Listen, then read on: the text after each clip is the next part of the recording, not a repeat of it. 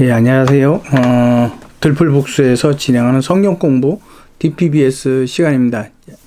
우리가 지금 성경은 어떤 책인가? 그 다음에 이제 성경 공부는 어떻게 할 것인가? 이제 그 부분을 나눴습니다. 성경은 하나님에 관한 책이기 때문에 그 성경 인물에 대한 초점을 맞추기보다는 하나님, 그 원죄로 인해서 타락되어졌고 또 자기 길을 믿음의 길에 서 있지 못하는 그를 어떻게 믿음의 길에 서게 하시는지 그 하나님에 관해서 우리가 생각해야 된다라고 말씀을 나눴습니다. 그리고 이제 두 번째로 성경 공부를 어떻게 할 것인가. 여러분, 성경 공부를 하려면요, 여러분 누군가 전해주는 이야기를 듣기만 해서는 안 됩니다. 그래서 저는 이제 최하 7독. 그러니까 일단 성경을 다독하셔야 돼요. 그래서 전체 흐름이, 그리고 거기에서 나오는 용어들, 또 사람 이름들이 조금은 익숙해질 수 있도록, 물론 설교에도 집중을 해야 되지만, 성경 공부도 해야 되지만, 내 스스로가 그것을 성경에서 찾아서 기억하는 그런 훈련들이 좀 되어 있어야 합니다. 자, 그 다음에 이제 성경을 짝을 찾아서 보는 거죠. 오늘 같이 나눌 말씀인데 이사야서에 있는 말씀이에요. 성경은 모두 다 짝이 있다 그랬거든요. 그러니까 성경은 임의대로 해석을 하면 안 되고, 성경의 본문과 A라는 본문과 B라는 본문을 견주어서 비교해 와서 이것을 이해를 해야 됩니다. 좀 이야기하기가 조금 어려운 부분인데, 그렇기 때문에 여러분들이 성경에 관한 한 지식이 조금은 있어야 돼요. 그 지식을, 여러분 우리는 천재가 아니잖아요. 그러니까 빠른 속도로 여러 번을 반복해서 읽는 것이 가장 좋습니다. 그리고 성경을 읽을 때는 시편 기자처럼 읊조리다 그랬거든요. 내 입술로 그 성경 본문을 이제 소리를 내서 읽는 거예요. 그냥 눈만 따라서 읽는 것이 아니라, 그걸 꼭 염두에 두시기 바랍니다. 이제 오늘 요 성경 공부 시간이 이제 끝나고 나면 다음번부터는 이제 용어들에 관해서, 성경의 용어, 거기에 대해서 우리가 조금 뭐 원죄라든지 선악과라든지, 정확하게 선악과가 어떤 뜻이냐? 뭐 진짜 원죄가 뭐냐? 원죄 하는데 원죄가 뭐냐? 그런 개념을 좀 정확하게 알아야 돼요. 사랑이라는 것도 마찬가지예요. 우리는 사랑의 하나님이라 그러잖아요. 근데 그 사랑이 어떤 개념이냐? 우리는 우리가 알고 있는 우리의 관계성 속에서 이해되어지는 사랑을 하나님의 사랑이라고 이야기해요. 그거는 잘못된 거예요. 엄연히 잘못된 거예요. 그러니까 이러한 개념들을 정확하게 알아야지 우리가 성경에 대한 바른 이해를 할 수가 있게 되는 겁니다. 자요, 오늘 말씀, 자, 성경 본문을 두고 비교하고 그것을 통해서 해석해야 된다라는 말씀을 같이 나눕니다. 자, 어떻게 보면 이제 성경 공부 다독하고 또 다독한 여러분들에게 있어서 좀 심화되는 과정이 되겠죠. 그 실제적인 예를 들어 드리는 겁니다. 자, 제가 이제 성경 본문 A라는 곳을 읽었다면 B라는 곳에 성경 B라는 본문을 기억해내어서 그 본문과 비교해 봐야 돼요. 그러니까 여러분 이게 쉽지 않겠죠? 이런 말씀 하실 수 있어요. 그거는 뭐 사역자나 하는 일이지, 사역자나 하는 일이 아니라 모든 사람이 해야 되는 일이에요. 이걸 여러분들이 일단 사역자의 일과 내 일을 구분하면 안 되는 겁니다. 사역자는 여러분들이 성경을 잘 이해하고 또 여러분들이 그 성경을 잘 나눌 수 있도록 도와주는 역할이에요. 무슨 말인지 여러분 이해가 되십니까? 그렇기 때문에 여러분들은 설교자의 설교, 강해자의 강해를 듣고 나서 그것이 정말 그런가 해서 성경 본문을 찾고 묵상하고 여러분들이 막 찾아야 돼요. 수고하고 했어야 된단 말이에요. 자, 우리는 여러분 세례라는 것을 생각해 보겠습니다. 세례. 우리 세례가 뭐죠? 물로 행하는 기독교 예식이죠. 거기에는 분명히 이제 씻다라는 말이 들어가기 때문에 뭔가를 씻어낸다라는 생각을 해요. 그래서 죄사함을 받게 하는 세례를 받겠다. 그러니까 어떻게 해요? 무엇을 씻어낸다고 생각을 해요? 죄를 씻어낸다라고 생각을 해요. 이게 우리의 관념적인 틀에 박힌 거예요. 자요.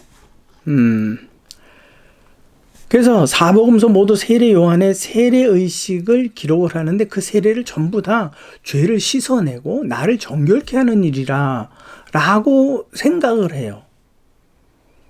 그거는 굉장히 단편적인 부분이에요. 그래서 세례를 나도 세례를 받았다. 그러니까 나도 이제는 깨끗해졌다. 그러니까 나는 구원을 받는다.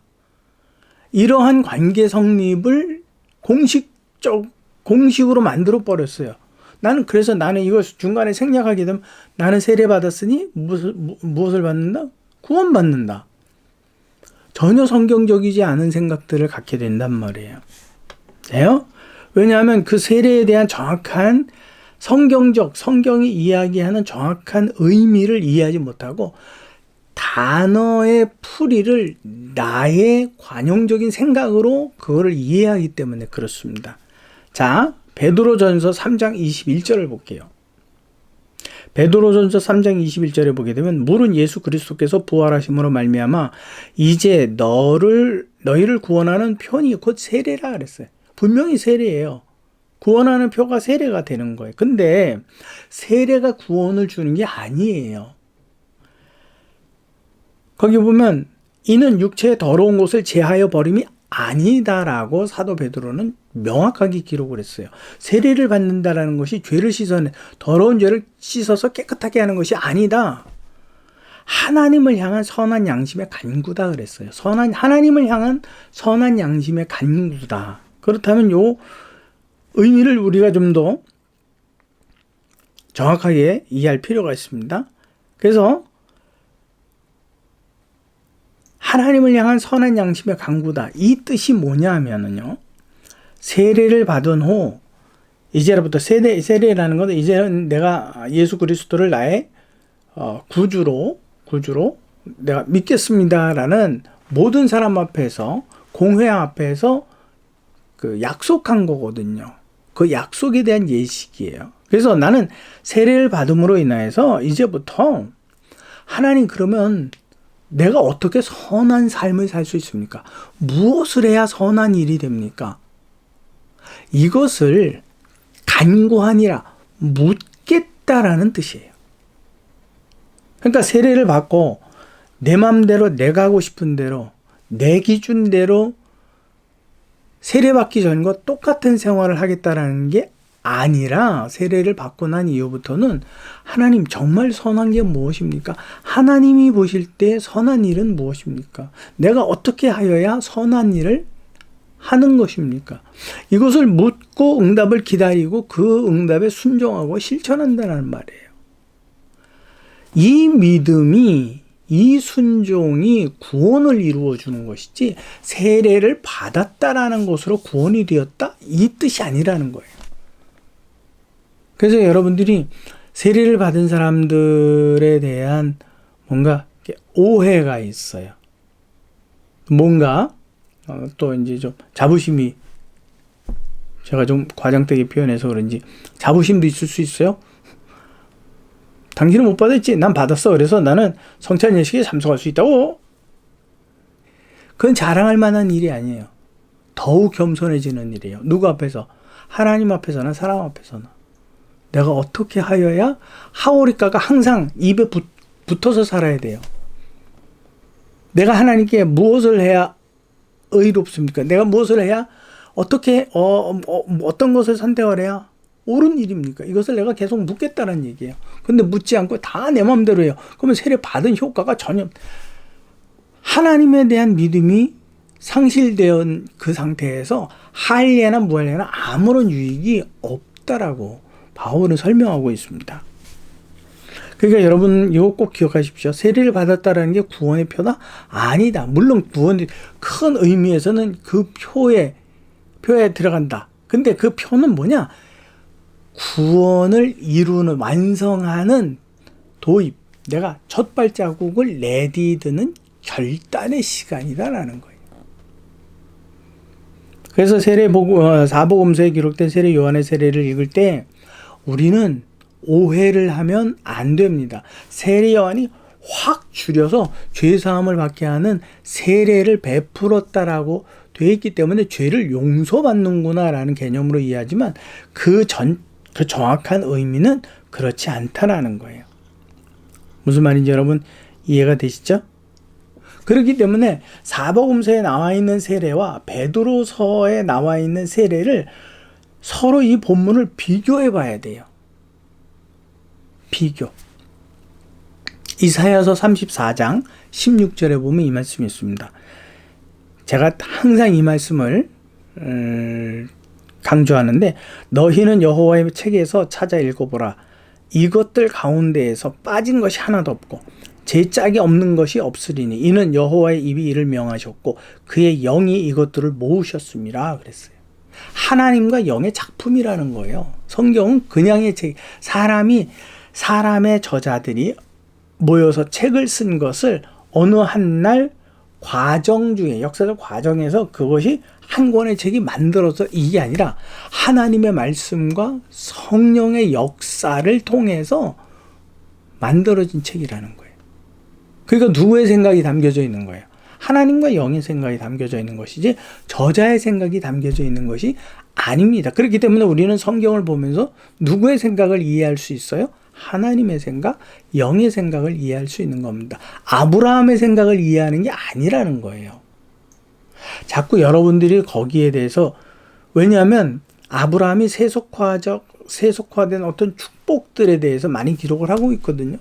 또 그걸 목사님들이 강조를 해요. 그러다 보니까 여러분들이 아브라함 같은 믿음, 아브라함이 처음에 무슨 믿음이 있었어요? 아브라함이 하나님으로부터 선택을 받고 부름을 받았을 때 그에게 무슨 믿음이 있었어요? 그의 과정 가운데 믿음이 완전한 상태가 언제 있었어요? 아주 훗날에 있어진 거죠. 물론 떠나라 하니까 떠났던 것은 믿음이었어요. 근데 그 다음에 그의 일생을 볼 때, 그의 삶을 볼 때 결코 믿음의 사람이라고 볼 수 없는 우리와 너무나 똑같은 그렇기 때문에 우리는 성경에서 인물에 초점을 맞추면 안 됩니다. 하나님에 대한 초점을 맞추어야 합니다. 그래서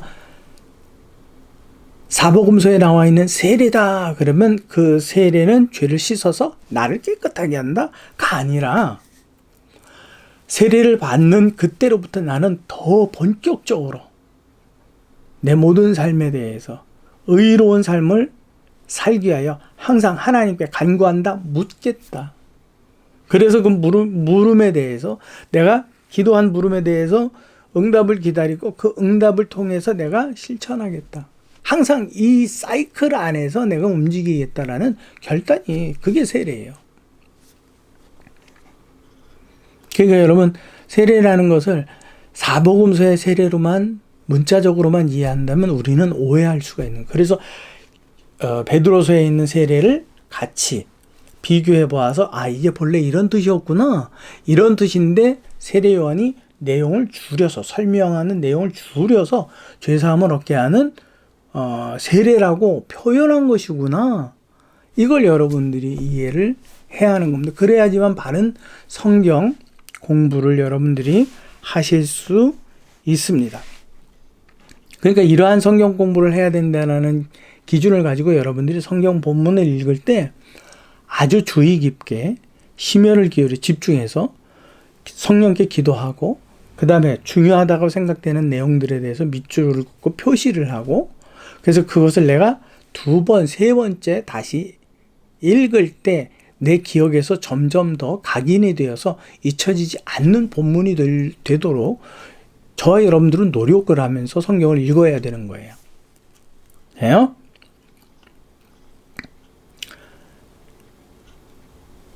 우리가 왜 그러면 그렇게 열심히 성경 공부를 해야 되느냐? 그거죠. 그것은 종말론과 맞물려서 이야기되는 것이기도 하지만 구약시대의 가정의 중심이 되는 사람들은요. 하나님의 말씀을 자손들에게 강론을 해줬어요. 그날은 밖에 나가질 않고 자녀들을 모아놓고 여호와의 말씀을 강론하고 암기시키고 묻고 질문을 받고 거기에 대한 이야기를 강론을 해주고 해석을 해주고 이거는 몰라 그냥 교회 선생님한테 물어 교회 전도사님한테 물어 이러할 일이 아니다라는 거예요. 이것은 굉장히 신앙 안에서 무책임한 그러니까 그런 환경과 가정 가운데서 자라난 아이들은 어떻게 생각해요? 우리 엄마 아빠는 성경에 대해서 몰라.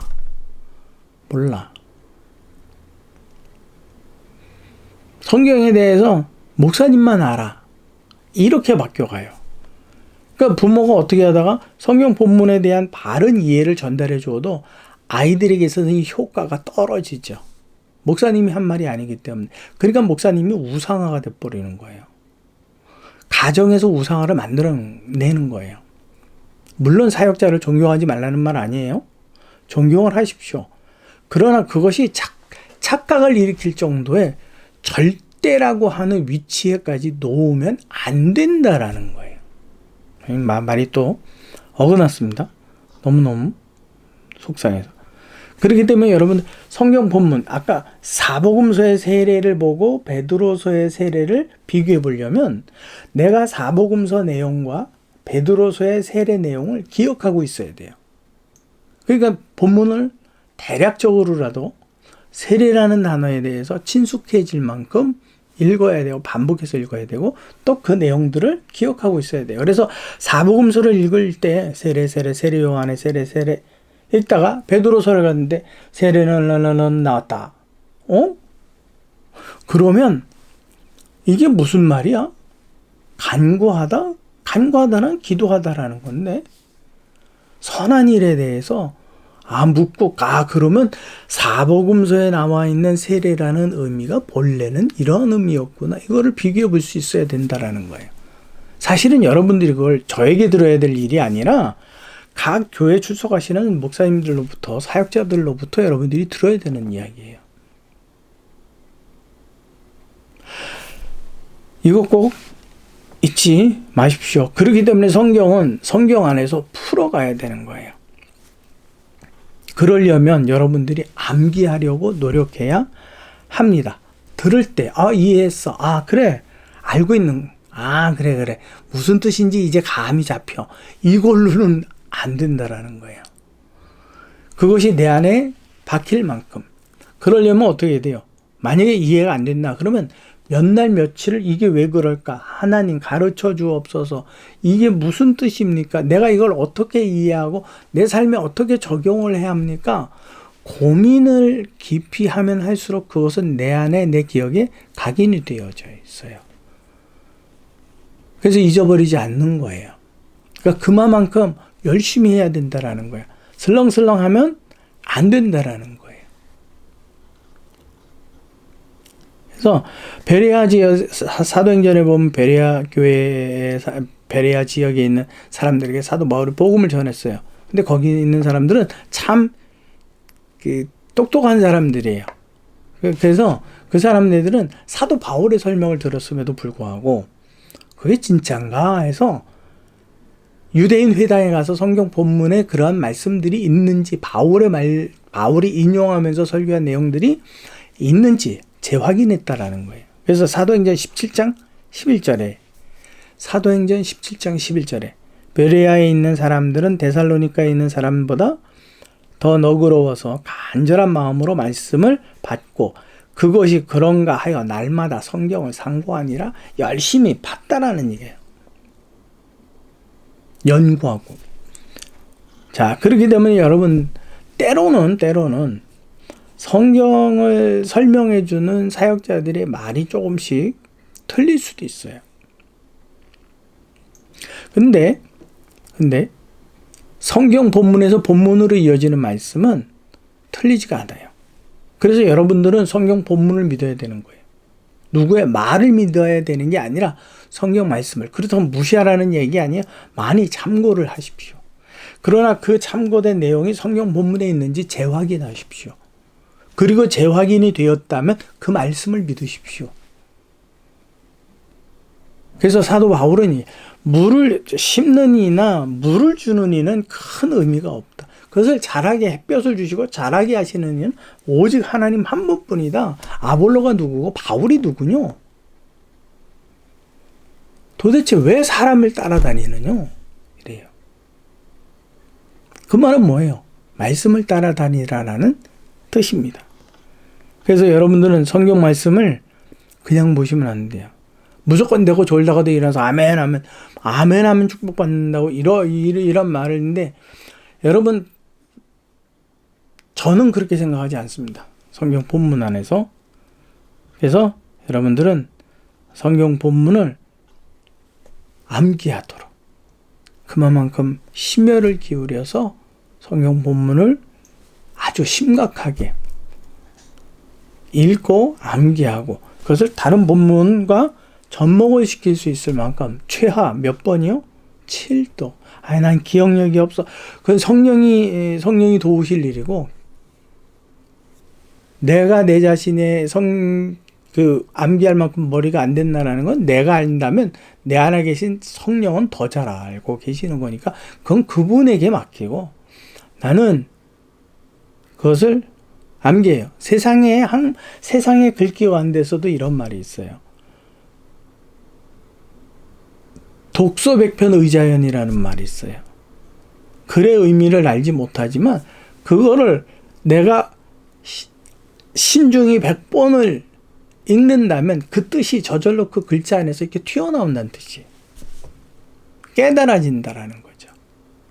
세상의 학문도 그러할진데 하물며 하나님의 성경 말씀에 대해서 내가 그만큼 간절한 마음으로 사모할 때에 그 뜻을 우리에게 안 알려주시겠습니까? 하나님과 성령께서.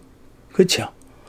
그러니까 난 못 외워 괜찮아요. 반복해 보십시오. 반복. 그러면 됩니다.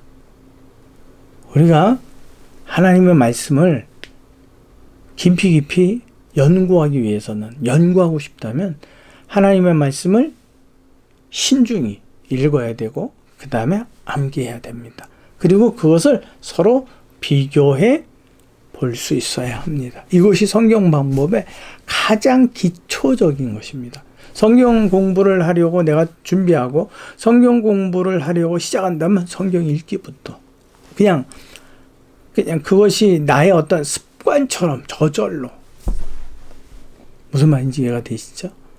그리고 난 다음에 이제 성경 용어들에 대한 이해가 있어야 돼요. 제사가 무엇이냐? 원조가 무엇이냐? 거룩하다라는 게 무엇이냐? 창조라는 게 어떤 의미냐? 사랑이라는 건 어떤 거야? 이러한 중요 용어들이 있어요. 성경에서 사용되어지는 그 용어들에 대한 이해가 우리가 보는 문자적인 것이 아니라 성경 전체의 그 흐름에서 어떤 의미로 사용이 되어졌는지 그거를 파악을 해야 돼요. 쉽지 않죠? 쉽지 않아요. 근데 저는 쉽지 않을 때마다 그런 생각을 해요. 천국이 유산으로 얻는 건데 그게 쉬우면 되겠느냐라는 거죠. 미시옵니다. 그 한마디로 천국이 내 걸로 후가닥 될 것 같으면 여러분 너무 가치 없잖아요. 그렇죠? 천국이 그만한 가치가 있다면 그것을 얻어내는 데에는 그만한 수고가 있어야 되는 겁니다. 저는 이것이 당연하다고 생각을 해요. 여러분들은 어떻게 생각하세요? 그래도 그냥 누워서 떡 먹기로 그냥 성경 말씀 톡톡 알아가고 싶으세요? 여러분, 내가 그렇게 들었고 내가 확인하지 않고 내팽개쳤던 하나님의 말씀은요, 새들이 와서 그걸 다 훔쳐먹고 가요. 그래서 내게 남겨진 게 없어요. 이해가 되시죠?